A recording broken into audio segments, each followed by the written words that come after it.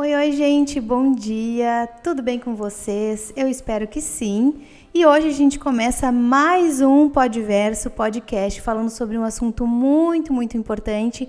Mas antes de eu apresentar a convidada e falar com vocês melhor o assunto, vou convidar vocês aí a seguirem nossas redes sociais, se inscreverem aí no nosso canal da Twitch, seguirem a nossa Twitch, se inscreverem também lá no YouTube, que depois a gente solta os episódios completos, alguns cortes também. Então, todas as redes sociais é Podverso, podcast lá no Instagram, no Facebook também.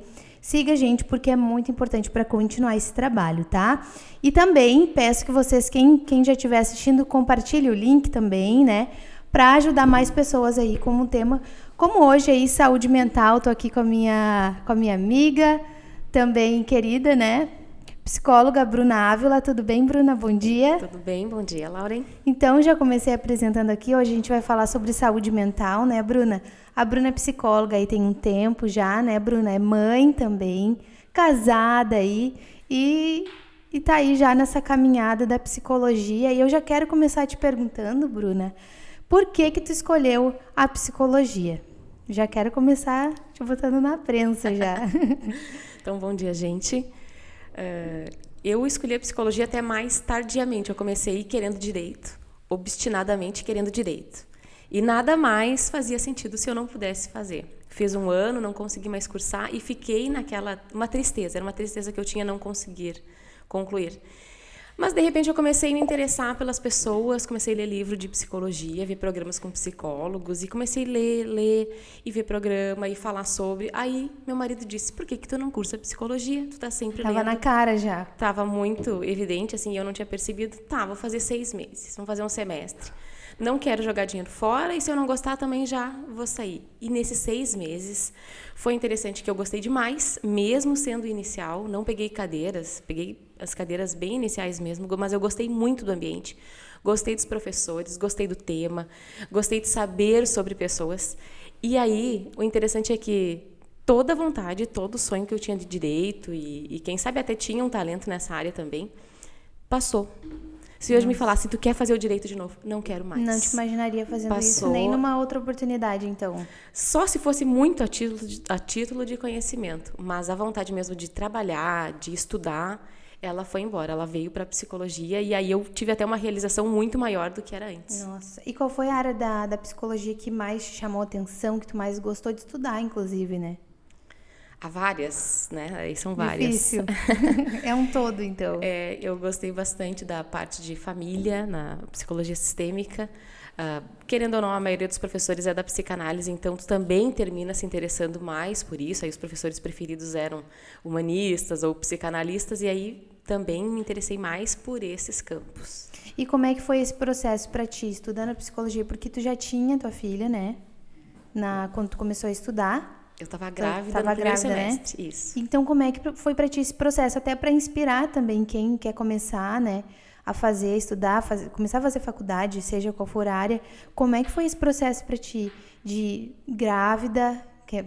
Eu acho que, creio eu que talvez seja um pouco mais difícil também ali, né? Todo o processo da maternidade, estudar e conciliar tudo isso, como é que foi para ti? Quando eu olho hoje para trás, foi muito louco. Foi, assim, muito intenso. Foram 6 anos e meio de graduação, eu levei 1 ano e meio a mais para concluir. E foi assim, muito corrido, porque eu sempre trabalhei fazendo estágios simultâneos em Porto Alegre, em Novo Hamburgo, morava em São Leopoldo. Primeiro morei em Esteio, depois me mudei para São Leopoldo. Então, foi muito corrido. Grávida, eu vou te dizer que foi a coisa mais tranquila, que eu só tinha barriga, Sério? os desconfortos. Eu fui na aula até a última semana, eu fui na aula na segunda-feira, eu ganhei a Malu na sexta, trabalhei até a segunda ou a terça também, então isso parece que foi tranquilo. Depois, enquanto era bebê também, sofreu muito. Eu não sofri porque eu tinha um objetivo tão grande e eu não achava que eu estava negligenciando a minha filha.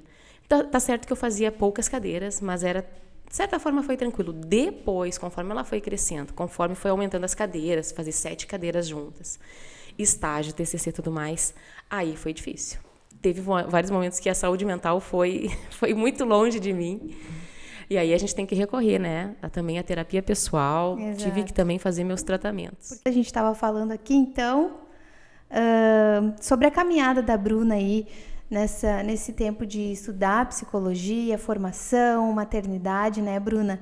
E aí a gente falou um pouquinho ali, não sei se já tinha cortado, em relação a ter um dia de cada vez e ter que ceder o seu lugar para ouvir o outro, né? Mesmo que seja a profissão, querendo ou não, nós somos seres humanos, né, Bruna? Então, como é que tu te coloca nesse lugar, assim? Tu consegue separar ali? Claro, com certeza sim, né? Mas a questão de agora você é a Bruna profissional e vou ouvir aquilo que a pessoa tem pra gente trabalhar, né, nela. É treino, não deixa de ser um treino, né? A gente aprende, assim.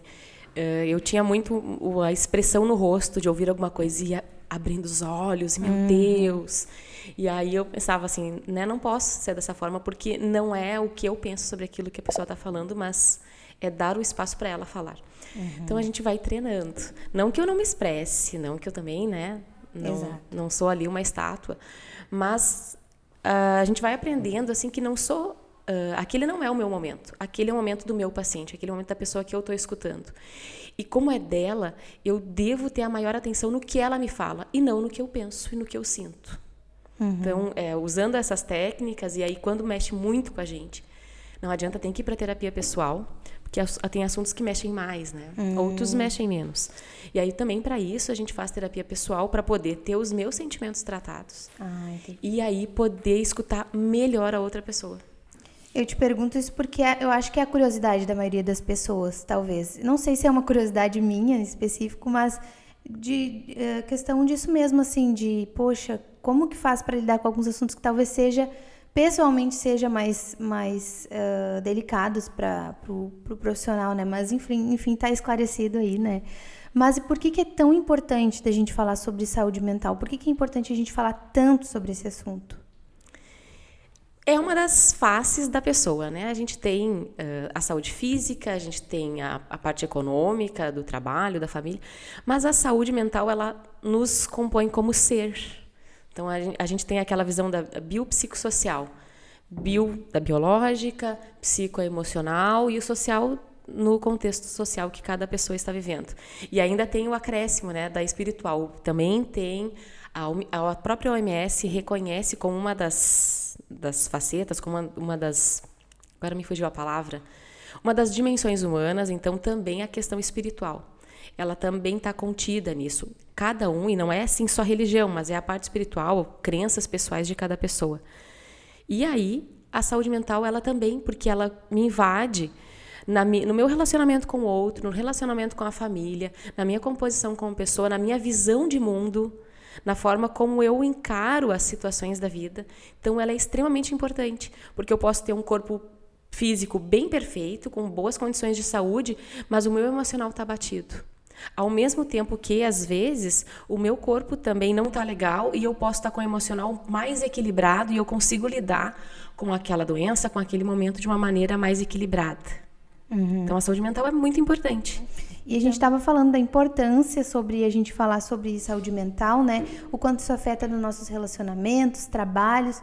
E aí eu estava só finalizando aqui que a importância disso que é como assim a questão do trabalho, principalmente. Às vezes a gente está com uma dor de barriga, uma dor de cabeça, a gente reserva aquele período talvez para ir mais devagar ou ficar em casa, ficar recluso, né, Bruna? E eu acho que a questão da saúde mental é parecido com isso. Não sei se tu concorda com o que eu quero dizer, que eu acho que a saúde mental envolve também muito o físico, porque chega uma hora que, por exemplo, o estresse, ele acaba desenvolvendo questões na pele também, né? Feridinhas, acne, né?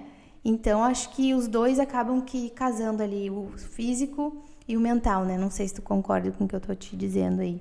A gente é que separa a pessoa. Não, isso aqui é físico, isso aqui é emocional, isso aqui é espiritual, isso aqui é outra coisa. Não, na verdade está tudo junto e tudo misturado. Então é separado para um profissional poder tratar melhor e um pouco mais específico, igual o corpo, né? Então a gente trata às vezes a mão, trata o estômago, mas todas as coisas se relacionam. E o emocional está dentro desse pacote. Ele me compõe como pessoa, então é lógico que ele vai interferir. E aí a gente pode pensar em pessoas que são excelentes profissionais. Vamos pensar um gerente muito bom de vendas, mas ele não sabe lidar com pessoas, ele não sabe lidar com o próprio emocional, está com problema em outra e descarrega em todo mundo, ou está com problema na empresa e descarrega na família, em casa. O quê? A saúde mental está afetando em outras áreas da vida. E aí a questão profissional ela é importante muito. Muito mesmo, a gente tem que estudar, tem que se dedicar mesmo, mas não dá para negligenciar a parte emocional, porque em algum momento ela vai refletir em várias áreas. E talvez a gente falando mais sobre isso, cada vez mais, a gente falando sobre saúde mental e outros assuntos, né, mais profundos dessa área, que é questão de depressão, ansiedade, eu acho que talvez mais pessoas vão levar em consideração, porque eu não sei se isso ainda acontece, mas eu já vivi esse preconceito, assim, da questão da pessoa falar, tá, mas por que tu vai tratar isso? Pra quê? Entendeu? Como se fosse algo muito específico. Talvez da pessoa deixasse adoecer para falar sobre isso, para pesquisar sobre isso, sendo que é um tema que tu pode estar bem e querer ter interesse em fazer terapia, ou questão só pesquisar, ler artigos, qualquer coisa que fale sobre isso, porque talvez a gente falando mais, vai ter mais pessoas levando em consideração isso, porque assim como a gente cuida, como tu mesma falou, como a gente trata um problema físico mesmo, a gente deveria normalizar a questão de cuidar da saúde mental, né? Porque acaba tendo um preconceito, não tem outra palavra para dizer, né, Bruna? Já aconteceu comigo de algumas vezes, eu falo, tô fazendo terapia. Tá, mas pra quê? Tu virou doida agora? Eu ouvi isso, sabe? E aí eu fico pensando, poxa, que triste, né? Que deveria ser não só quando tu tá triste, procurar fazer um tratamento quando tu tá triste só ou num momento difícil. Eu, pelo menos, Lauren, acredito que deva ser quando tu tá bem também, né? Não sei se isso é certo, mas a minha visão, acho que sempre falo isso, que todo mundo deveria fazer, né? Terapia ou procurar, de repente, se conhecer, né? Tem pessoas que até são reguladas e elas têm uma boa regulação emocional. Não impede delas também querer procurar um profissional e querer se conhecer melhor. Mas, geralmente, a gente é procurado num período de crise.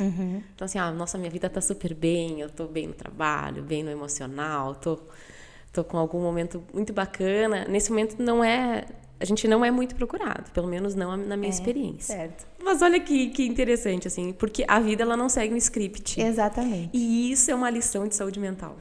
Quanto mais a gente tenta controlar os efeitos da vida, controlar as pessoas, controlar a mim mesmo, controlar as coisas, então a gente sai num trânsito e a gente enlouquece brabo porque tá com congestionamento. E aí eu brigo e eu fico com muita raiva e tudo mais.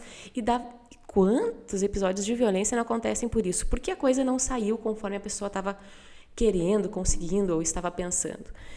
E aí a mesma coisa... Gera frustração, né? É uma frustração, essa expectativa, esse controle todo. E eu não sei, Bruna, será que a gente não foi preparado para momentos de frustração? Como que se prepara desde criança? É com a terapia? Como que a gente prepara essa questão da frustração? Porque eu acho que muitas pessoas têm essa questão, né, de se frustrar. Claro, todo mundo se frustra por alguma coisa na vida, mas tem pessoas, e eu acho que a maioria delas se frustra por coisas pequenas e transforma isso um monstro, né? A gente...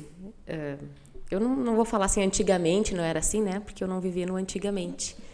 Mas hoje a nossa situação, a nossa sociedade atual, ela é uma sociedade, primeiro, de consumo. Então, a gente tem que estar consumindo, tu tem que estar sempre gastando muito da tua vida para consumir mais coisas, para trabalhar, para consumir e para gastar em coisas que não são necessidade. Superficiais. Que não são necessárias. Que a gente poderia muito bem viver sem isso. A gente também vive numa sociedade do imperativo da felicidade. Imperativo da felicidade, não da raiva, né, gente? Mas dessa questão de que, assim, eu mereço ser feliz. E aí parece que a vida me deve felicidade. Ora, eu, Bruna, mereço ser feliz. E quando eu não sou feliz, quando o meu pai não me faz feliz, quando a minha mãe não me faz feliz, quando o meu namorado não me faz feliz, quando os meus filhos não me fazem feliz, opa, tem coisa errada. Aí eu me descabelo e eu sofro demais, porque eu não consigo lidar com a frustração. E a frustração é parte da vida. Gosto? Claro que eu não gosto. Quem é que gosta? Eu queria todas as minhas expectativas superadas com sucesso. Eu queria aquele check, check, check, tudo muito bem. Mas eu preciso estar aberta a me frustrar. E aí, quando a gente vive nessa questão que as pessoas me devem alguma coisa, que eu devo estar assim, aí eu não admito doença, eu não admito limitação, eu não admito um não, eu não admito lidar com as coisas difíceis. E esse é um evento social de hoje. Qual é a criança que sabe lidar com a frustração? Não sabe. Os pais até ensinavam antes, quem sabe em algum momento, pelo menos aprendi, né, que ninguém ficava correndo muito atrás de mim. Hoje é muito difícil uma criança lidar com a frustração, porque os pais também não admitem que as crianças sejam frustradas. O que é que eu vou fazer com meu filho se ele se frustrar? Nada, acolhe e diz que a vida é assim.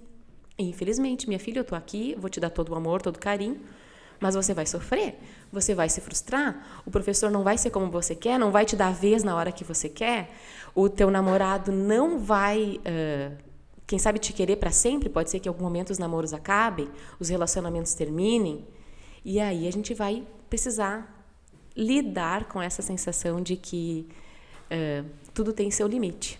E a expectativa, às vezes, que a gente cria, é a gente mesmo que cria na pessoa uma responsabilidade que às vezes ela nem sabe que ela tem, e a gente se frustra por uma responsabilidade que a gente colocou na pessoa de fazer a gente feliz, e às vezes ela não sabe, não num todo, mas em questões específicas. Eu espero que a pessoa faça isso, eu espero que ela faça aquilo, e ela não faz, e aí, como é que a gente faz?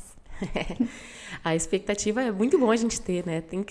É muito bom ter expectativas, a questão é ser inflexível se ela não for alcançada. Aí, vamos dar um exemplo, assim, eu gosto muito do exemplo de um casamento, que eu tenho uma expectativa de chegar em casa super cansada de um dia bem difícil e ter uma janta. O marido cozinha bem, e eu penso, vai ter uma janta, porque ele sabe que o dia foi difícil. E eu chego lá em casa e não tem nada. Eu posso ficar muito chateada e ficar muito brava porque ele não me fez uma janta conforme eu gostaria que ele tivesse. Mas eu também posso, quem sabe, comunicar a ele que eu gostaria de uma janta. Porque se eu chegar lá e não tiver a janta, o que é que ele tem a ver com isso? Com a expectativa que eu criei dele fazer a janta. Ele não tem a obrigação de saber o que estava na minha cabeça, ele não tem a obrigação de cumprir com as minhas expectativas pessoais. Agora, se eu comunico e eu falo, eu quero uma janta, tô bem cansado, tu pode fazer alguma coisa? Aí, para ele, fica mais claro e a gente consegue se comunicar nas necessidades e nas expectativas, né? A chance dela ser frustrada é menor. Exato. E como é mais... Eu tava pensando agora, como é mais difícil, né? Às vezes é mais fácil a gente brigar com a pessoa porque ela não atendeu a minha expectativa do que chegar nela antes e pedir, tu pode fazer isso pra mim, por favor? Né? Eu acho que eu, pelo menos, vejo isso com mais dificuldade. Porque daí primeiro que tu já começa cortando todo um circo que poderia ser armado ali, né? De chegar em casa. Porque realmente, como que tu vai se frustrar por algo que a pessoa não sabia que tu estava esperando dela, entendeu? Na minha cabeça tá muito claro, mas no outro, eu fico também colocando na situação do outro. Gente, eu tô lá na minha vida, eu também tô fazendo as minhas coisas, não estou parado. E aí, o outro tem uma briga inteira em cima de mim.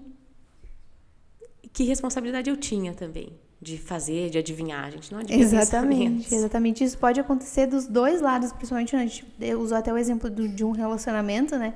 Isso pode acontecer dos dois lados, tanto ali do marido e da mulher. E aí, sempre que gera esses, como é que eu vou dizer? Não brigas, mas essas pequenas... Atritos. Atritos, exatamente, é que pode acontecer. Então, fica a dica aí, né, gente? Pedir um pouquinho mais não vai cair a língua, né, Bruna? E até dos amigos, assim, às vezes a gente fica triste porque tá sozinho e os amigos não convidam. Bom, meus amigos estão na vida deles. Quem quer sair sou eu. Exato. Quem quer ter um tempo de amizade sou eu. Então, é muito mais difícil eu ficar chorando porque os meus amigos não me convidaram, mas também às vezes me coloco numa posição cômoda, esperando que as pessoas façam alguma coisa por mim. O que seria o ideal? Liga para os teus amigos e fala, e aí, tem alguém querendo sair? Atitude. Vamos fazer alguma coisa, porque quem quer sair sou eu, quem quer conversar sou eu, quem quer ter um tempo de um happy hour sou eu. Então eu posso comunicar, porque os meus amigos não vão adivinhar, assim como eu também não adivinho deles quando que eles querem, a menos que a gente se conheça muito, muito, muito, e mesmo assim ainda... Em algum momento isso vai falhar. Exato. Então não é só no casamento, nas amizades, enfim, com os filhos isso também funciona. Eu ia dizer, a criança, ela tem muita facilidade em pedir, né? Isso, eu acho isso bem incrível, na verdade, que ela não tem a vergonha que nem nós adultos de, não vou falar. Se ela tá com fome, ela vai dizer que ela tá com fome, porque realmente ela não vai esperar, não vai criar expectativa sozinha, talvez, que o adulto vai ali entender que ela tá com fome, né? Eu, pelo menos, falava isso muito pra minha mãe, tô com fome. Agora não dá. Mas eu sou criança precisa comer. Aí, hoje em dia, eu não tenho boca pra pedir nada, né? Vai entender, né? Por que a gente muda tanto assim? Mas ainda falando, a gente estava falando sobre terapia, né, Bruna? Por que é tão importante a gente fazer? A gente já falou ali da questão que muitas das vezes as pessoas pedem e chegam mais em ti, pelo menos, né? Quando já estão em apuros, né? Mas por que eu devo fazer a terapia na rotina normal da vida? Por que eu deveria fazer? Eu vou dizer assim que seria importante fazer para um autoconhecimento. Uhum. Porque quando eu me conheço, eu consigo lidar melhor com aquilo. Eu sei qual buraco tapar. Então, se a minha necessidade é amizade, é relacionamento, então eu vou conhecer isso e aí eu posso ir atrás no relacionamento. Eu me abro para isso. A chance de me abrir para isso é maior. Quando eu não sei o que está acontecendo, eu não sei daqui a pouco se é físico, se é emocional. Eu só sei que às vezes a pessoa está numa angústia gigante e nem sabe de onde vem. E aí a gente vai precisar conhecer isso. Se eu sei que a minha angústia está no medo que eu tive, aí eu posso trabalhar em cima desse medo. Se eu sei que a minha angústia está na questão profissional, porque o meu profissional está ruim, eu não estou gostando do meu ambiente de trabalho, aí eu posso também, de repente, trocar de curso, mandar currículos para outros lugares, me profissionalizar para a área que eu gostaria de trabalhar. Fica mais claro, fica mais fácil, é mais fácil de me regular, porque aí a gente sabe onde é que está a questão. Não, mas o meu problema está na infância, está na minha criação difícil. Aí a gente vai trabalhar essa infância, vamos ressignificar essa infância, vamos falar sobre os traumas, vamos falar sobre as dificuldades que se teve. Então, quando a gente... Igual assim, você vai num médico e você não sabe, eu só sei que eu estou doente. Bom, aí que médico tu procura? Vai num clínico? Vai num cardiologista? Vai num ortopedista? Onde é que está doendo? Uhum. E a terapia funciona muito bem para isso, para esse autoconhecimento, para que a pessoa também faça uma autorregulação emocional. Geralmente quem nunca fez ou tem curiosidade, tem esse questionamento assim, mas daí se eu for eu não vou saber o que falar, porque acho que as pessoas também têm a mentalidade, claro que isso é muito pessoal de cada pessoa, né? Mas da questão de, e se eu não tiver mais problema para contar? Já me perguntaram isso, mas se eu não tiver mais problema para contar, eu fala da morte da Bezerra. Eu sempre falo isso. Porque a terapia, eu acho que é muito isso, né, Bruna? A questão de ter alguém para te conversar e às vezes falar sobre qualquer coisa, né? Pelo menos assim, isso é muito pessoal, né? Mas tu pode ser aberto a falar qualquer coisa da tua rotina, da tua vida. Isso é bom, acho que falar é bom e ter alguém para ouvir é muito melhor também, né? E às vezes parece que não tem um evento muito grande para contar, Exato. Mas é no dia a dia que as coisas acontecem. E aí, às vezes, no dia a dia a gente se percebe super inflexível, intolerante. Exato. Aí eu vejo que tem um coração ciumento, que eu tenho um coração com dificuldade de lidar com o limite do outro, com o meu próprio limite, eu tenho dificuldade de dizer um não, ou eu só digo não também, né? Eu nunca topo nada, nunca me abro para servir outras pessoas. Então, é muito interessante. E aí, por isso que é importante, todo psicólogo ele deve fazer terapia.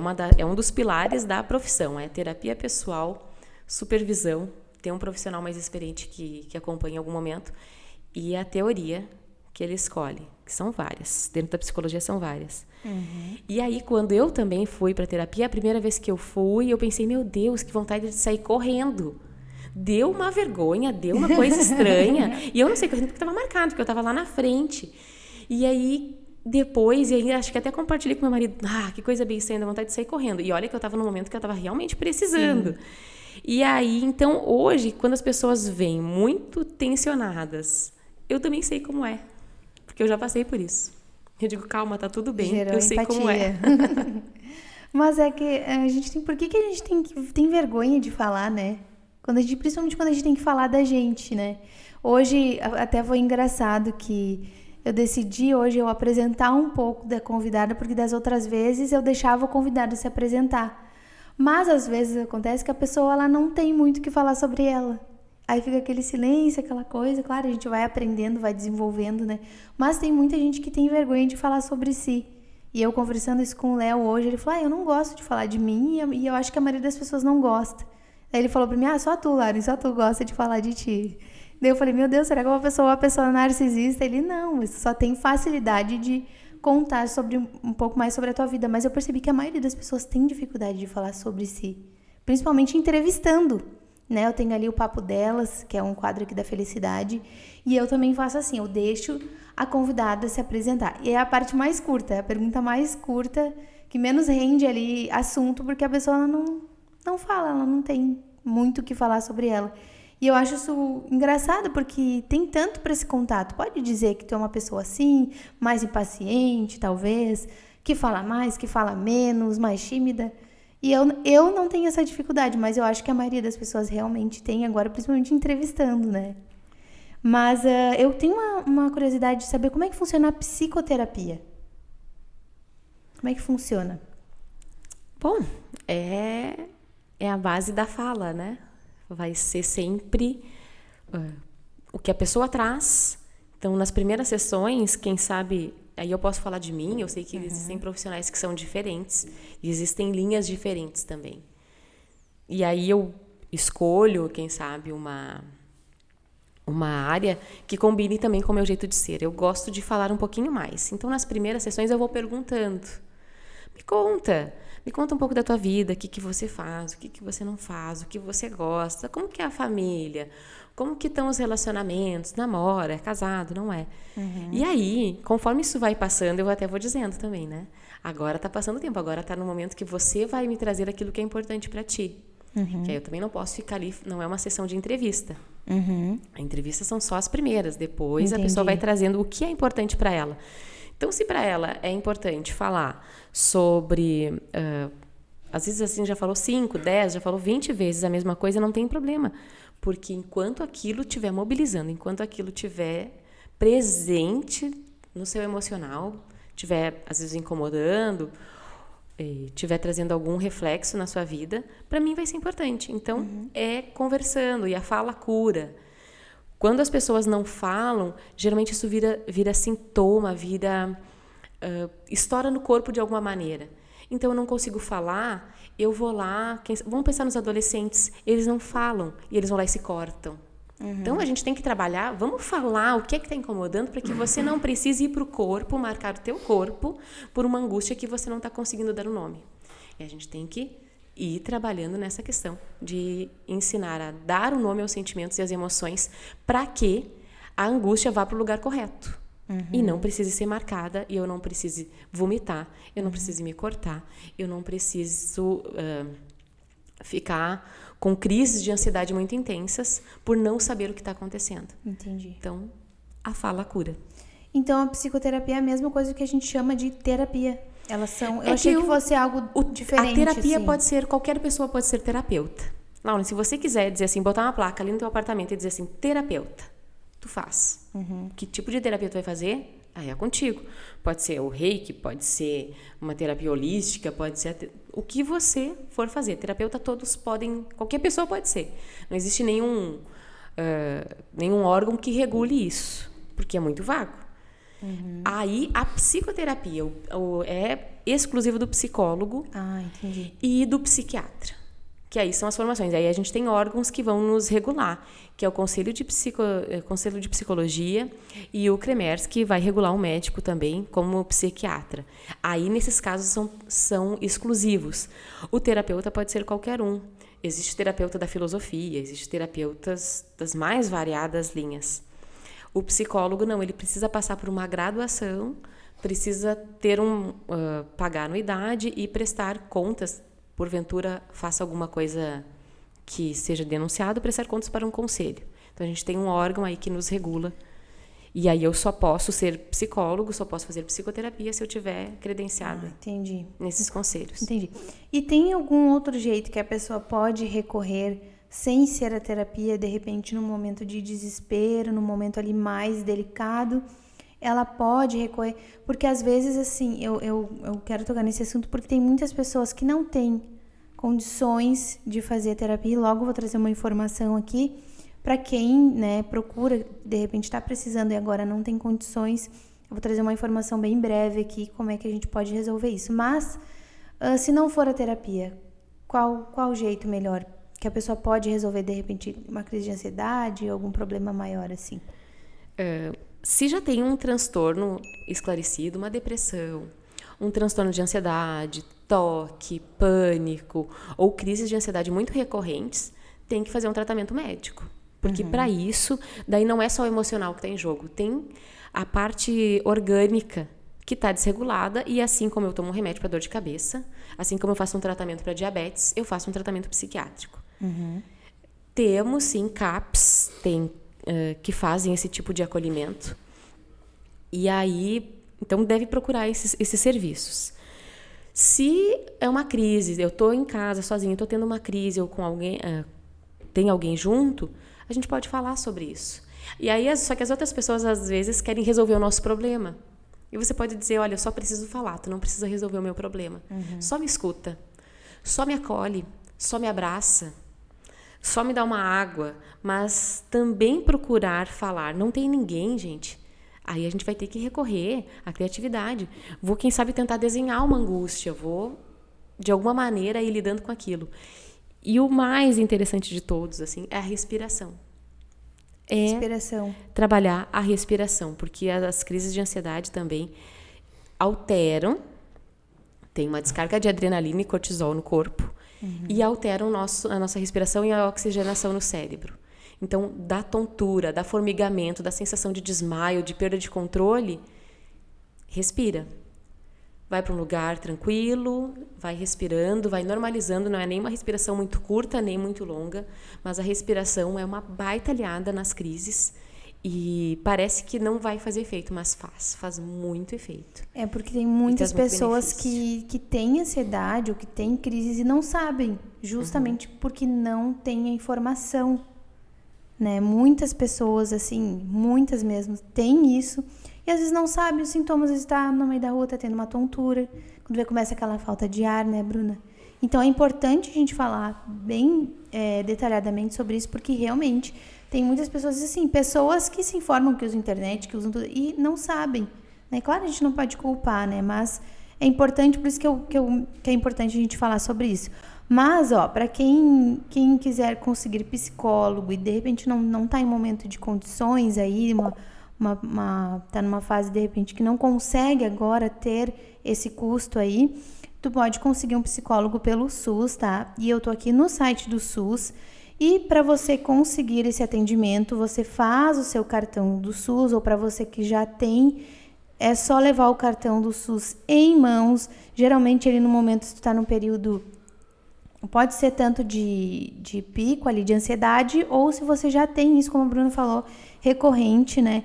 Pode fazer uma triagem, tá? E aí você vai ser encaminhado para um profissional, tipo de profissional específico, para o que você tem aí num CAPS, que a Bruna também falou aqui, né? E aí você vai ser direcionado ao CAPS mais perto da sua casa, da onde você mora. Também, além do SUS, tem faculdades e clínicas conveniadas que oferecem psicólogos gratuitamente. Então, também o SUS oferece antidepressivos gratuitamente, se você necessitar, se o seu psiquiatra, né, Bruna, seu psiquiatra, seu psicólogo, fazer essa recomendação com receita e tudo mais. O SUS também oferece isso gratuitamente. Eu acho importante também a gente falar sobre isso, né? Sim. Temos perguntas aqui. A gente lançou lá no nosso Instagram, que a gente estava falando aqui sobre ansiedade, né? Deixa eu botar baixinho até aqui para não aparecer eu falando alto nos stories aqui. E teve bastante gente perguntando. Nossa caixinha rendeu bastante aqui de perguntas. E uma pergunta aqui que a gente recebeu sobre ansiedade, eu não vou revelar nomes, tá? Vou deixar em anônimo aí pra gente não expor, para caso alguém quiser fazer mais perguntas mais delicadas, de repente a gente não ter o problema de falar o nome, tá? Sobre ansiedade em meio à espera.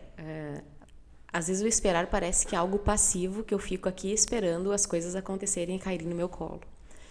E aí eu escutei, eu não tenho bem certeza de que lugar foi, mas eu gostei muito da expressão do esperar esperando, também fazendo a minha parte. Então, às vezes eu posso esperar passar no vestibular né? Mas eu posso esperar fazendo alguma coisa.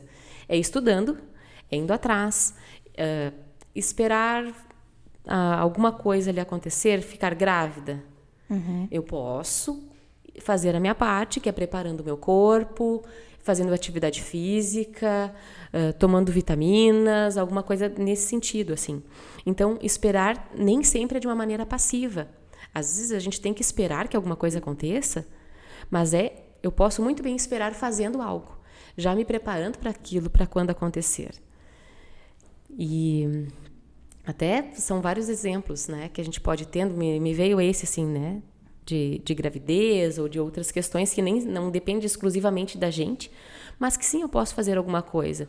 Então, enquanto eu espero alguma coisa chegar, enquanto eu espero, eu posso desenvolvendo outras áreas da vida, para que não fique também uma espera monótona e que a minha vida vire em torno dessa espera. Porque é lógico que pode ser que isso vá dar algum problema emocional, porque a vida não pode girar só em torno de um tema. Perfeito. E em relação a alguns traumas, assim, existe um tempo máximo para a pessoa esperar ou procurar ali fazer terapia para que esse trauma aí não deixe algumas sequelas? Não, acho que não tem tempo máximo, mas quanto antes melhor. Existem traumas e traumas, né? Existem coisas assim que são bem relevantes e existem técnicas para isso de dessensibilização dos traumas. EMDR é uma delas. Alguns psicólogos fazem. Que é uma dessensibilização do trauma. E existem outras que é conversando, que é na psicoterapia, que é ressignificando aquele trauma, é dando um novo significado e fazendo as pazes com esse passado, às vezes traumático. Então não tem um prazo, mas quanto antes melhor. Eu vou deixar uma situação cristalizar, eu vou deixar algo ter uma proporção muito grande. Não, eu posso me precaver disso, que isso não tenha uma dimensão muito maior do que aquele que já causado pelo trauma. Perfeito. Eu recebi uma pergunta muito boa aqui, ó. Com qual idade podemos começar a conversar sobre saúde mental com crianças? Sempre, né? Com crianças a gente não precisa, vamos cá, vamos sentar e a gente vai falar agora sobre saúde mental. A gente faz de uma maneira lúdica. Então, quando está brincando com os amiguinhos e a criança não tem o que ela quer porque o amigo não quer emprestar, aí a gente pode conversar sobre isso, falar, eu sei que tu ficou triste porque tu queria ter o brinquedo, ou porque tu queria fazer tal coisa e não deu certo, é normal ficar triste. Ou quando tem a famosa birra, compreender a função dessa birra e poder falar, tu ficou chateado porque a mãe não te deu os 5 itens do mercado que tu queria. Eu sei que tu ficou chateado, mas você vai ganhar um e vai ser isso. E a mãe está aqui, não vai deixar de te chamar menos. Então, é de uma maneira assim que a gente vai falando sobre essa saúde mental e vai traduzindo o que a criança está sentindo. Então, ela está sentindo raiva, está sentindo medo, está sentindo frustração. Quando a gente dá o nome para as coisas, a birra diminui, ela perde a função. A criança não precisa mais ter a birra, porque a birra dela foi compreendida, que o que ela queria era trazer as 10 bolachinhas recheadas e não deu, né? Exato. E tem algo que acontece muito, eu ainda não sou mãe, né? Pretendo ser, mas bem para o futuro ainda, um pouco distante. Mas eu vejo que tem muitos adultos, isso acho que é muito comum, de adultos tratarem crianças como adultos em relação aos sentimentos. Quando a criança faz birra, quando a criança sente raiva, e aí o adulto, às vezes, cria aquilo como se a criança quisesse prejudicar aquele adulto. Né? Acontece muito isso, e hoje em dia eu fico pensando, meu Deus do céu, como que isso é normal? Porque às vezes em pequenos, eu falando assim parece algo horrível, mas às vezes é em pequenos detalhes. Quando a criança chora, para de chorar, por que tu tá chorando? Tá chorando para me incomodar? Não sei. Então, essa questão acho que é muito, eu tenho visto muitos vídeos em relação a isso e me prende muito a atenção. Aí tem até uma moça que ela faz os vídeos, como que ela cria as filhas dela. Ela não é especialista, ela não é pedagoga, nada. Ela é mãe e ela tem essa relação com as filhas dela, que são crianças. E aí ela faz, quando a filha faz a birra ou chora, aí ela explica por que ela deixa a criança chorar e tudo mais, né? E eu acho incrível isso, sabe? Ainda bem que tem pessoas falando sobre isso, né, Bruna? Tem. É muito legal. E hoje a gente tem esse acesso a tanto conteúdo bom. Tem conteúdo ruim, é verdade que tem, né? A internet é meio terra de ninguém. Tu bota o que tu quiser lá. Mas tem muito conteúdo bom, tem muita coisa bacana, assim. E aí você vai procurar ver coisas que se identifiquem com o teu jeito de ser, que tenham os mesmos princípios que você. Para poder falar, às vezes, de educação de filhos, até uma questão mental. E é interessante que esses dias eu ouvi de uma criança que eu atendo que parece que tu trata a criança como um delinquente já, que ele quis fazer aquilo. Meu Deus, ele pegou aquele brinquedo e saiu do coleguinha, que ele não queria emprestar porque ele é ruim, porque ele não queria, ele quer ver o outro chorando, sofrendo. Não, ele quer o brinquedo para ele. Ele tem dificuldade em dividir. E aí a gente vai ensinar. E a gente vai botar um limite.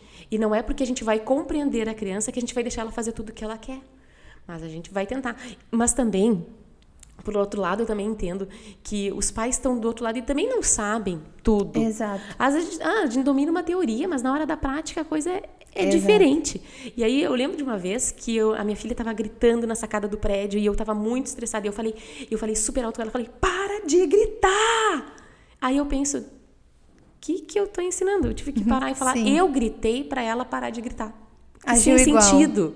Eu sou adulta e eu gritei para ela. Lógico que isso não foi coerente, não foi correto, mas os pais, a gente também, às vezes, coloca uma carga em cima deles. Calma, gente, está todo mundo aprendendo. Ninguém nasceu sabendo todas as coisas. Errou, volta e corrige, né? Sempre dá tempo. Dá para fazer melhor, a gente pode melhorar. Não é porque errou uma vez que vai ser o pior, a melhor mãe do mundo, né? Ou acertou uma vez, né? Esses polos são muito... Então, eu sou muito ruim, eu sou muito bom. Não, vamos... Às vezes eu sou ruim, às vezes eu sou bom. E a gente tenta caminhar nesse sentido. E da questão dos adolescentes, ainda dá tempo dos pais restabelecerem uma estrutura melhor ali, familiar, quando a pessoa já é um adolescente? Porque quando é criança, que nem a gente falou, sempre dá tempo de tu, né, se errou ali e voltar atrás e tudo mais, né? Mas quando é adolescente, que geralmente os adolescentes são mais resistentes para algumas coisas, né? Vivem naquele mundo deles assim, porque são adolescentes, não adianta. Tem características que é do adolescente, não adianta, né? E eles vão entender só daqui, talvez, anos depois, né? Então, dá tempo, assim, para quem é pai e mãe de adolescente, de repente está assistindo e quer saber, meu filho, errei ali quando ele era criança algumas coisas e hoje em dia dá tempo ainda de reestruturar isso? Sempre dá tempo. Por quê? Porque pode ser que não dê tempo da coisa sair como estava na minha expectativa. Aquela família que eu criei na minha expectativa, pode ser que essa não se constitua mais.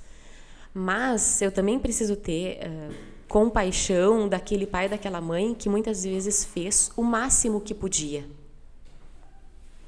Eles também não sabiam, eles também estavam enfrentando momentos difíceis, eles também estavam, às vezes, no olho do furacão e não conseguiram dar um momento ideal. E aí eu preciso falar para esse adolescente assim, calma, os teus pais fizeram o melhor que eles podiam por você.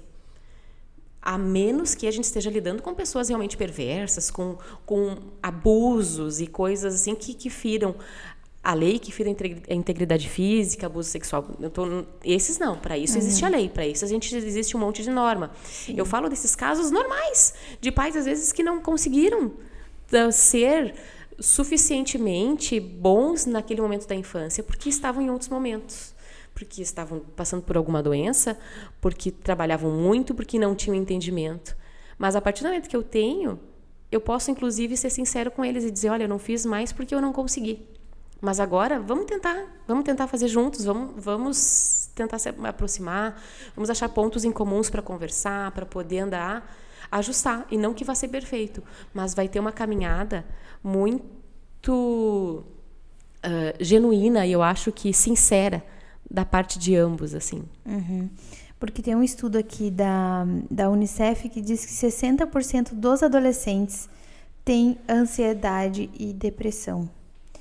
E aí aqui nesse estudo informa que a grande parcela disso é a questão das telas, celular, internet. Como que isso pode agravar, talvez daqui a um tempo, talvez na próxima geração? E qual a solução para isso também, né? Sim. o uso de telas deliberado, sem limite, é um crime. É um crime. Você vê crianças, como eu sei, de 8 meses com o celular na mão, cruzando o dedinho. Gente, 8 isso aí, meses. realmente, não faça isso. Bebê. E aí tem até umas tabelinhas. Aí na pandemia a coisa também mudou, né? Porque teve gente que estava morando num apartamento que até tinha uma pracinha, uma piscina, um lugar ali, ia na avó, ia na escola. E aí na pandemia teve que ficar enclausurado porque não teve pracinha, não teve piscina, não podia mais na casa dos avós, não podia ir na escola, não tinha local para ir. Aí se abriu uma exceção, só que foi uma exceção de 2 anos, de criança que ficou o dia inteiro na tela. Pais e mães, a gente não tem obrigação de ficar proporcionando entretenimento para os nossos filhos. Ah, mas se eu desligar a tela, o que ele vai fazer? Problema dele. Ele que vai pegar uma tampinha de garrafa e vai botar no carrinho. Pega os brinquedinhos e vai inventar brincadeira. Pegue o nada e crie, porque o ócio é produtivo. No ócio se produz muita coisa. E a criança precisa de estímulo e precisa de muita coisa. Então, a tela deliberada, gente. Ah, tu vai ver, tu não dá tela para filha? Dou sim. Né? Ah, já dei mais do que deveria? Já dei, às vezes já não dou também. Mas tem que ter um limite. Dependendo da idade, vai ser 2, 3 horas. E é tela no geral. Não adianta, ah, não, mas eu tirei o tablet e deixa na televisão. Eu tiro o videogame, mas eu deixo de jogar no celular. É tela. É estímulo. E isso é muito desleal. É desleal com um professor, é desleal contigo. Uma criança ficar recebendo estímulo, e de graça é estímulo, é luz, é cor, é jogo. É uma série de estímulo ali que quando ele senta para conversar comigo, que graça tem? Não tem graça. Não tem. E aí ainda senta para conversar comigo, eu cobro, eu brigo. O professor cobra, o professor exige, o professor quer ensinar. Aí a gente tem uma série de coisas que vão gerar, sim, muita ansiedade e muita depressão. A sociedade já é uma sociedade ansiosa por natureza, que vive correndo. Aí os pais também têm as suas demandas. Aí a gente tem uma pandemia que deixou todo mundo muito angustiado. A gente volta para a escola agora, pisando em ovos, não sabendo como é que vai ser, ficou muito tempo em casa, tudo isso colabora. E aí eu tenho um uso de telas exagerado. O uso de telas ele deve ser limitado, não só para crianças, para adolescentes, como para mim também e como para os adultos. Porque ela é um intensificador de ansiedade quando em grande quantidade, quando sem limite. Tem até um vídeo que eu tinha visto por aí de um bebê, assim, meses, não tinha 1 ano. Aí a mãe tirava o tablet e, assim, era um desespero. Tu viu desespero na criança quando tirava o tablet, não por ser um brinquedinho, mas por ser aquele estímulo.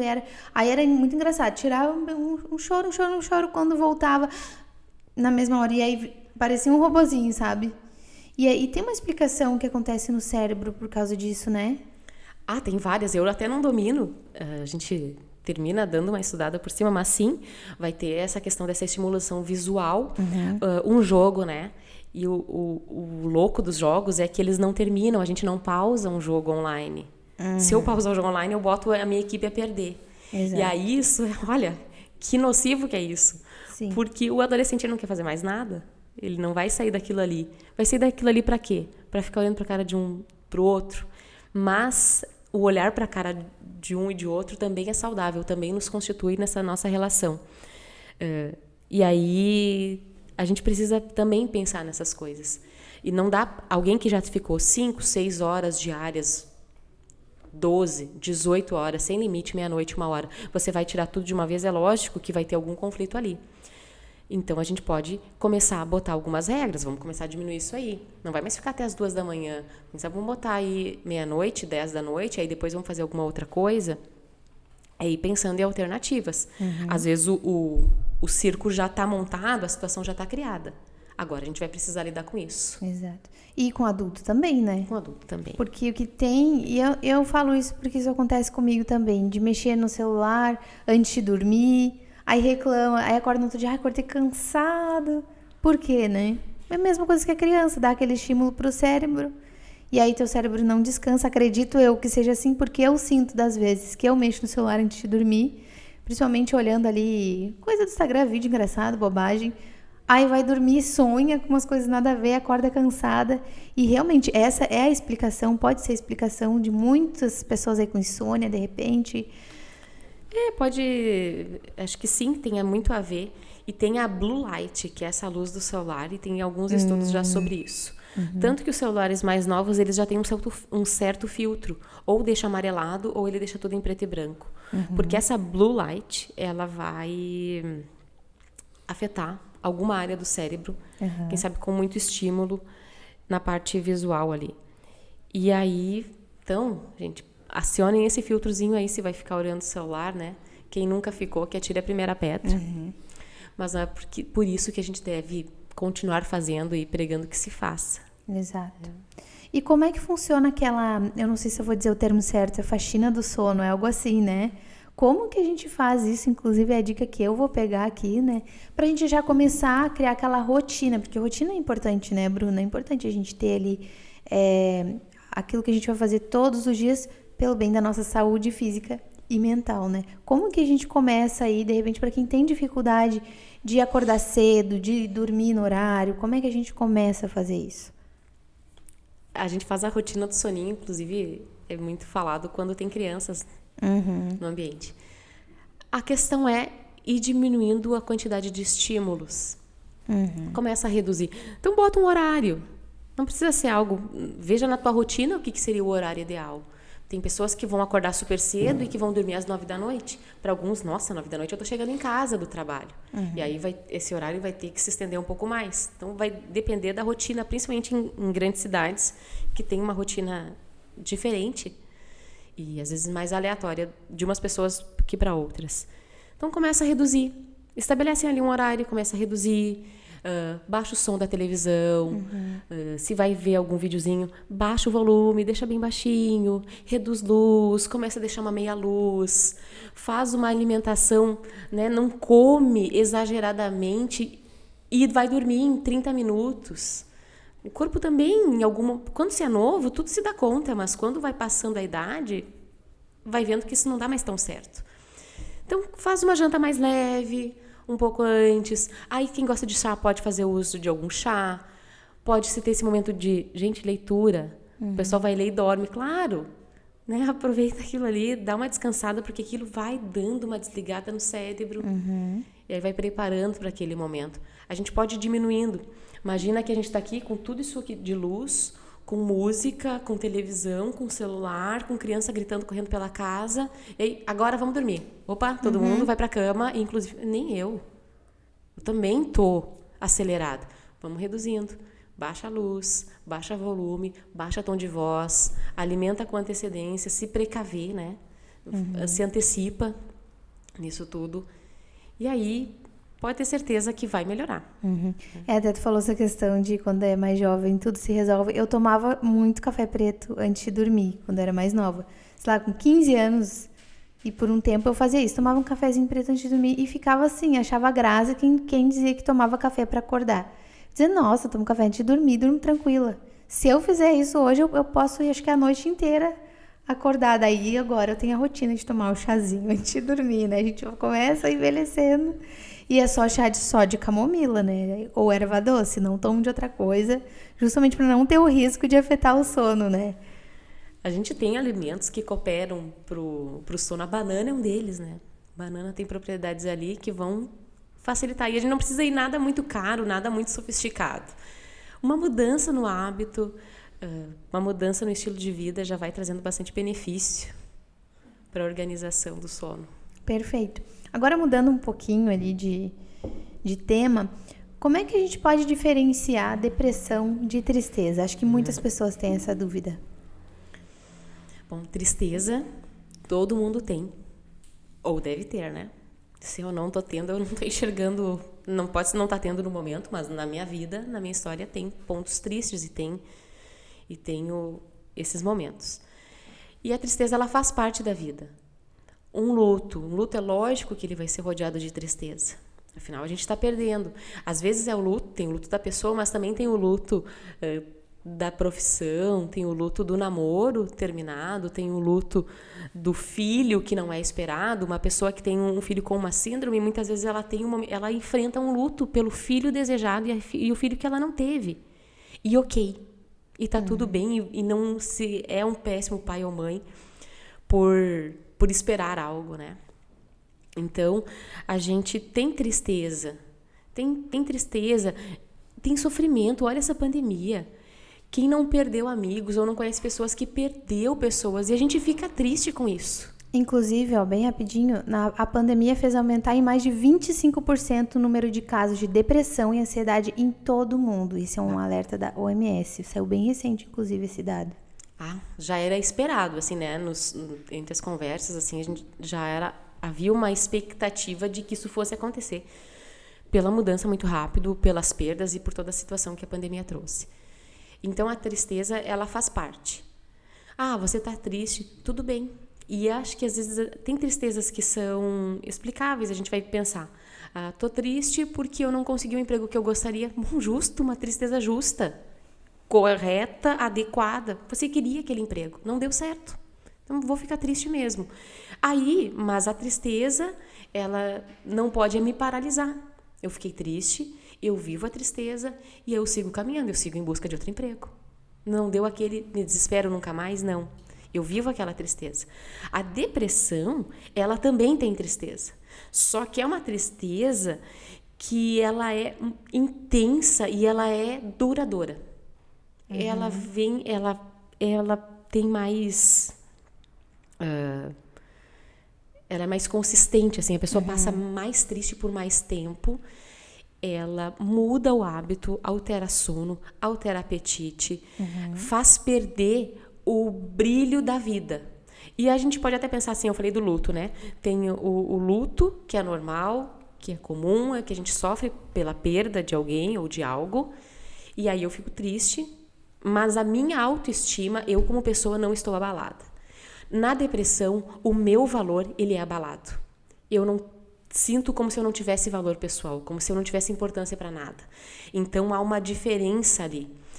E a depressão também tem toda a parte fisiológica, que tem muita alteração química no corpo, que precisa ser tratado e que tem tratamento. E aí é diferente. A tristeza eu tenho por alguma coisa que eu sei o que é. E a depressão, ela é muito mais intensa e ela envolve outras coisas. Vão ter outras alterações. Eu até ia te perguntar também, e envolve esse assunto, a questão da depressão, se doenças psicológicas elas podem ser hereditárias. Eu não sei se tu viu que recentemente teve um jornalista de um jornal matinal da Globo, e ele falou que há muitos anos ele lutava contra a depressão, e em todos os medicamentos, e realmente recorreu à ajuda certa. Mas aí ele fez claro, eu acredito que tem que ter recurso para isso. Ele fez uns exames de DNA e ele descobriu que tinha casos na família, que tinha ali uma certa doença e isso poderia desenvolver uma depressão. Sim. E aí ele tratou esse problema e ele disse que ele nunca se viu tão feliz em tanto tempo. Até não conhecia. Tô por fora dessa. Vou te mostrar esse vídeo depois. Mas sim, a depressão ela tem um fator genético. Quem tem pai, mãe ou alguém assim da família próxima que tem depressão, ela tem uma propensão a desenvolver depressão maior do que uma pessoa que não tenha. Mas o bonito, o bom ou interessante disso tudo é que a nossa genética não é determinante nesse sentido. Ela aumenta a predisposição, mas ela não diz você vai ter depressão, porque os teus pais, ele pode ter os dois pais que tiveram e a pessoa não ter. Porque a gente tem um ambiente que é também outro fator de muita importância e de muita relevância na saúde mental. As pessoas podem ter depressão e conseguir lidar com elas, e aí ensinar também os filhos, ou criar um ambiente que os filhos também aprendam a lidar com essas dificuldades, e os filhos não vão ter. Ou você tem um estilo de vida mais saudável, não tão consumista, com atividade física, com alimentação equilibrada, com outras práticas que vão te trazer bem-estar, com um bom envolvimento social, com envolvimento com amigos. E isso tudo é muito bom.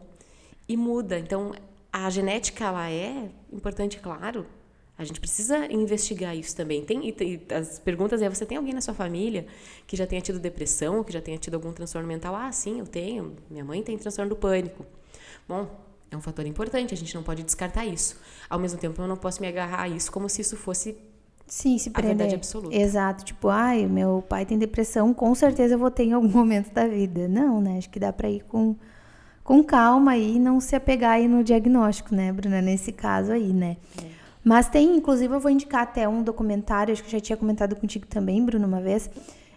Three Identical Strangers. Ele vai falar sobre essa questão. Eu fiquei até bem ansiosa para te fazer essa pergunta, porque é um ótimo, acho que foi um dos melhores documentários que eu assisti, tá na Netflix, tá? Três Gêmeos Estranhos. Não, acho que Três Gêmeos Estranhos. Algo assim, tu pesquisa lá que tu vai achar, vai encontrar. E ele fala sobre essa questão. Claro, tem todo um enredo atrás, toda uma história bem triste. Mas aí tem essa questão que por causa deles, que eles começaram a fazer esse estudo da depressão, tanto depressão quanto outros problemas também, serem hereditários. E claro, essa série é muito, muito boa, o documentário é muito bom e fica a indicação aí pro pessoal. Vamos para mais algumas perguntas que o pessoal fez no Instagram. Me perguntaram aqui, te perguntaram, Bruna, como que a gente faz aí para ter a saúde mental em dia? Acho que eu já fiz uma pergunta parecida, mas fica aqui a pergunta do nosso seguidor aqui. Como é que a gente faz para ter, então, os pilares aí mais importantes para a gente ter a saúde mental em dia? E a gente precisa ver a vida como um todo, né? Uhum. Eu preciso olhar para o meu corpo e também ver se está tudo certo ali. Até tem um caso interessante de uma pessoa conhecida que estava numa depressão bem severa e profunda, bem difícil mesmo, assim, com medicação mais pesada, e não estava dando conta, estava bem difícil. E aí ela foi investigar outras coisas e fez um exame e viu que a tireoide estava bem afetada, que ela já tratava, mas estava bem desregulado. E aí não me pergunte, muito profundo. Mas havia uma alteração na tireoide que fazia com que a medicação da depressão não estivesse fazendo o efeito esperado, porque tinha algo mais no corpo. Então a gente precisa dar uma olhada para o nosso físico. Como é que está a alimentação? Como é que está a saúde? Uma pessoa que tem inflamação no organismo, então a gente vai pensar na gordura agora também. Um nível de obesidade, ele também traz inflamação para o organismo. E o intestino, o intestino é considerado o segundo cérebro. Quando ele não está legal, ele também libera substâncias que se comunicam com o meu cérebro. Então, a gente, às vezes, está atacando uma coisa, mas também precisa atacar do outro lado. Tomar só medicação psiquiátrica, às vezes, não vai resolver se eu tenho uma questão de inflamação no meu corpo. E que vai trazer essa alteração. A gente precisa olhar para a gente como um todo. Eu preciso ter uma alimentação equilibrada, uma vida saudável. Exercício físico é excelente para tudo. Para tudo. É para uma vida física melhor, mas também é para uma saúde mental, porque o exercício físico também libera substâncias no meu corpo que vão me trazer a sensação de bem-estar. A minha mãe, ela trata uma depressão há algum tempo, e eu lembro de um médico, o médico que ela mais gostou na vida, lá de Carazinho, já é falecido hoje, mas aquele médico era o semideus na terra para ela. Era muito engraçado. Que ele era um gastro, mas ele tratava tudo. Ele tratava a depressão, ele tratava o problema no tudo, porque ele era o médico de confiança dela. Eu não sei se ele era tão bom porque eu era criança, mas ele tratava tudo dela. E ele dizia assim: Dona Idalina, caminhada é a metade do seu tratamento. E ela sempre dizia isso, então ficou com a verdade. Ela fazia o tratamento e a caminhada, e a minha mãe não foi tratar o emocional dela, né? Infelizmente, gostaria muito. Mas ela sempre teve isso, assim, também a caminhada como um aliado, esse médico dizia, e não é porque esse médico dizia, porque hoje as pesquisas indicam que a questão física também é super importante. A gente não pode tratar só o emocional e desligar do restante, só o físico e desligar do restante.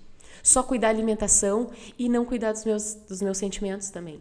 A gente é um todo. Perfeito. Então, cuida do físico, faz um exame, faz um check-up, vê como é que tá a vitamina, vê como é que tá a exposição ao sol. Vitamina D. Perfeito. Tudo coopera mesmo. Perfeito. E uma dúvida que eu acho que bastante gente tem também é em relação assim, fui no psiquiatra, no psicólogo, preciso tomar remédio. Vou ficar dependente? E essa pergunta é ótima. As pessoas acham eu não quero ficar dependente de remédio. E falam. E eu, em algum momento, eu também já pensei sobre isso. E aí fui atrás, fui ler, fui estudar, fui conversar com quem realmente entendia. Medicação psiquiátrica, comumente, não vicia. Algumas viciam. Quem sabe os tarja pretas viciam. Que são uma medicação mais pesada e geralmente usada na crise. Eu não vou falar o nome dos remédios, até porque eu vou conhecer só alguns, eu não conheço todos. Mas alguns, eles são usados para crise, e se você usar eles deliberadamente, você vai ter uma dependência. Mas assim, isso não é a medicação tratamento. A medicação tratamento, ela é constante e ela não vicia. A gente usa enquanto precisa. E muitas vezes, depois de fazer um tratamento bem feito, bem correto, retira e segue a vida normal. E aí as pessoas têm muito medo, mas eu não quero ficar viciado, eu não quero ficar dopado. Não, você não vai ficar. Mas para isso precisa acompanhar. Não é ir no psiquiatra uma vez e depois só ficar pegando receita lá no clínico geral. Não, precisa acompanhar. Ela é uma medicação de um efeito diferenciado. A gente precisa, às vezes, aumenta um, diminui o outro, coloca um de manhã, coloca um de tarde, não se adequou bem. Aí esse efeito colateral troca, esse aqui é melhor. Mas precisa fazer todo esse ajuste, por isso que precisa estar acompanhando com o psiquiatra, porque ele vai ver, olha, esse aqui está me dando muito sono, eu não estou conseguindo trabalhar. Opa, então vamos, quem sabe, trocar o dia, vamos quem sabe, trocar o horário do dia de tomar o remédio, vamos fazer a troca de medicação. Esse aqui eu tenho um efeito colateral que me dá um suor noturno, e aí não tá bom, porque meu sono não tá legal, então vamos tirar e vamos fazer essa troca. E fazendo essa regulação, tu consegue sim fazer um bom tratamento e não ser viciado. Faz o tratamento que precisa. Agora, eu não me tratar com medo de ficar viciada, não tem, porque eu não digo isso quando tem um problema de coração. Exato. Quem tem arritmia cardíaca, eu não disse, para de tomar, porque tu vai ficar viciado. Pô, se tu tem arritmia cardíaca, tu tem que tomar. Quem sabe pro resto da vida. E tu não vai ser menos que ninguém por tomar esse remédio. Mas é uma necessidade. Então, se você tem uma depressão mais aguda, que precisa fazer um tratamento, faz o tratamento e depois vai conversando com o teu médico. Olha, eu estou me sentindo bem, quem sabe vamos ver para a gente parar, e ele vai acompanhando esse processo. Mas precisa ser acompanhado. E quase, não vou dizer quase todo mundo, mas muitos retiram a medicação por conta. Estou bem. Nossa. Eu recebi uma oração, eu estou bem, agora meus problemas estão resolvidos. Gente, não façam isso. A gente não para, porque o efeito da medicação psiquiátrica não se sente na hora. Eu parei de tomar hoje, a semana que vem eu vou estar ótima, na próxima eu vou estar super bem de novo, e daqui 30, 40 dias eu estou num fundo de poço pior do que o que eu estava antes. Porque eu tirei, e como tu não sente um efeito, porque ela tem um efeito cumulativo e que fica no organismo por alguns dias, tu não sente imediatamente. E aí, às vezes, o tombo é maior. Não se tira a medicação sozinho e não se tira a medicação de um dia para o outro. É um processo. Como tudo na vida. Como tudo. Então, pra gente já encerrar aí com chave de ouro, né? Fica o conselho, então, pra você, né? Nessa live a gente falou muito. Cuida de ti. Tudo tem seu tempo, né, Bruna? Um dia de cada vez. Cuidar da saúde mental é importante, assim como a gente cuida do físico, né? E conversar é sempre bom. Ouvir também, né? A gente gosta de falar, mas a gente também tem que ouvir o outro, né, Bruna? Então, fica aí esse conselho. Espero que essa live tenha ajudado você. Eu espero também ter outras oportunidades também pra gente conversar sobre isso, conversar sobre outros assuntos que de repente não deu tempo de a gente falar hoje, né, Bruna? E eu agradeço a tua disposição de estar aqui, agradeço por compartilhar com a gente a tua inteligência, a tua sabedoria, teu profissionalismo. E no próximo assunto, preciso lembrar vocês que a gente vai falar sobre cultura pop, tá? Então é um tema bem legal, bem diferente de hoje, né, Bruna? Mas eu acredito que vai estar muito, muito legal. E é isso. Tem algum conselho, alguma coisa que tu queira encerrar? Diz aí para nós tuas redes sociais. Se tu quiser falar onde tu atende, fica livre, tá? Então, a minha rede social é avila.bruna. Às vezes eu sou ativa, às vezes eu sou menos. Então, é conforme eu consigo. Mas, à medida do possível, vou tentando alimentar com algum conteúdo bacana também. Ali mesclando com coisas aleatórias que fazem parte da vida também. Eu atendo aqui em Novo Hamburgo, na quinta-feira, e também em São Leopoldo e online. Então, em São Leopoldo também tem uma clínica que eu faço parte. E Como dica, gente, a gente precisa se ver como esse ser integral, né? Que precisa, assim, dar valor para a parte espiritual, que precisa dar valor para o seu físico, que precisa dar valor também para suas emoções e dar espaço a elas. A emoção em si, ela não é errada, não é certa, ela está ali. Às vezes o que a gente faz com essa emoção é que pode ser visto. Muito obrigada, Lauren, muito obrigada, pessoal da rádio, né? A gente que agradece. Por esse momento, assim. E agradeço a confiança por ter me convidado. Não, bom dia a todos aí. Foi ótimo, foi perfeito. E essa live vai ficar salva no YouTube. A gente teve alguns cortes, alguns probleminhas técnicos, mas tudo certo, né? Nada que não dê para editar, que não dê para arrumar, né? Dar um toquezinho ali. Vai ser postado no YouTube, alguns cortes lá no Instagram, então acompanhe as nossas redes sociais, @Podverso Podcast, em todas as redes, é esse mesmo nome, Podverso Podcast, e até a próxima. Obrigada mais uma vez, Bruna, e a gente vai ficando por aqui. Tchau. Tchau.